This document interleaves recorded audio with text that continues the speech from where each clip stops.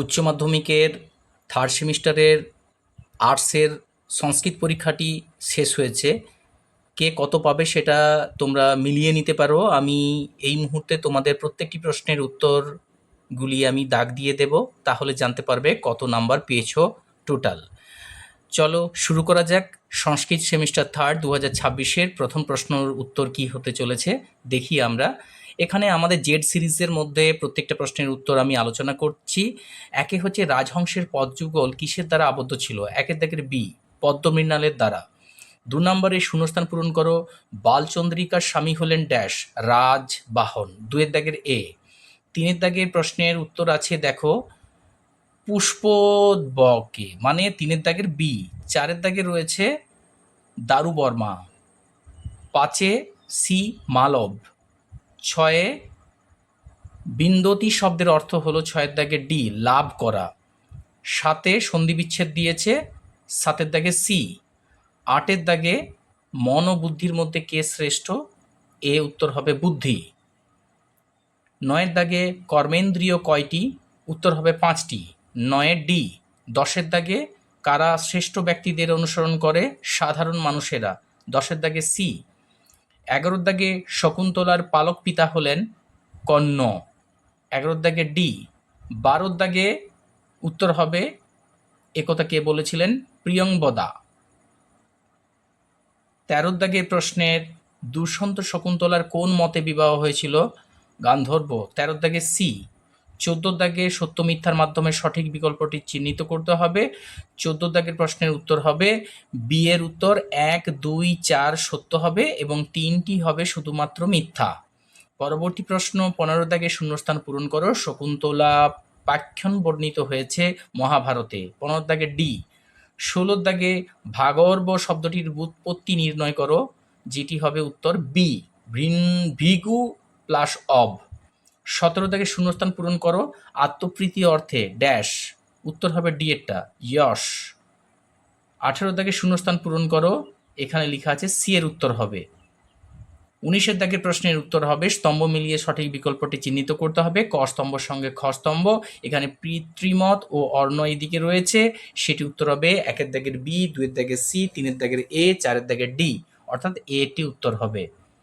পরবর্তী প্রশ্ন 20-এর দাগের শ্রেষ্ঠ পদটি গঠনের জন্য কোন সূত্রের প্রয়োজন?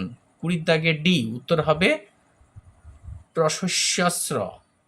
21-এর দাগের স্তম্ভ মিলিয়ে এক সাইড থেকে আরেক সাইডে মেলাতে হবে, সেখানে 21-এর দাগে উত্তর হবে সি। 1-এর দাগে সি, 2-এর দাগে ডি, 3-এর দাগের বি, 4-এর দাগের এ। 22-এর দাগে প্রশ্নের উত্তর হবে রেখাঙ্কিত শব্দটির কারক বিভক্তি নির্ণয় করো, উত্তর হবে বি, কর্মে দ্বিতীয়া। 23 নম্বর প্রশ্নতে কারক পদের ব্যুৎপত্তি হলো ডি এরটা। 24 নম্বর প্রশ্ন স্বতন্ত্র কর্তা সূত্রটি কোন কারকের? উত্তর হবে কর্তৃ, 24 বি। 25-এর দাগে তৃতীয়া। 26-এর দাগে চতুর্থী তৎপুরুষ সমাস নিষ্পন্ন শব্দটি হলো চৌরভয়ম, 26 এ। 27-এর দাগে রাজ্ঞপুত্র রাজপুত্র, এটার উত্তর হবে ষষ্ঠী তৎপুরুষ, সি, 27-এর সি। 28-এর দাগে প্রশ্ন আছে পাণিনির মতে সমাস কত প্রকার? উত্তর হবে এখানে 6। 29-এর দাগে সমুদ্রম সমাস পদ্মপদটির ব্যাস বাক্য হলো মদ্রানং সমৃদ্ধি, 29 এ। 30-এর দাগে অভাব অর্থে অব্যয়ী ভাব সমাস নিষ্পন্ন পদটি হলো নির্জনম, 30-এর দাগে ডি। 31-এর দাগে শূন্যস্থান আছে ভাসের ছদ্মনাম হলো বি। 32-এ কবি ভবভূতি রচিত প্রথম নাটক কোনটি? মহাবীর চরিত্র, 32 সি। 33-এ এ। 34 নাম্বার প্রশ্নতে আছে স্কন্দ পুরাণ, সংস্কৃত সাহিত্যের সর্ববৃহৎ পুরাণের নাম হলো 34-এ ডি। 35-এ বামন শব্দের অর্থ ক্ষুদ্রাকৃতি। 36 নম্বর প্রশ্নের উত্তর হবে আর্যভট্ট দশমিক সংখ্যা পদ্ধতি পূর্ণ ব্যবহারে আসে, যার হাত ধরে তিনি হলেন আর্যভট্ট, 36-এর দাগে সি।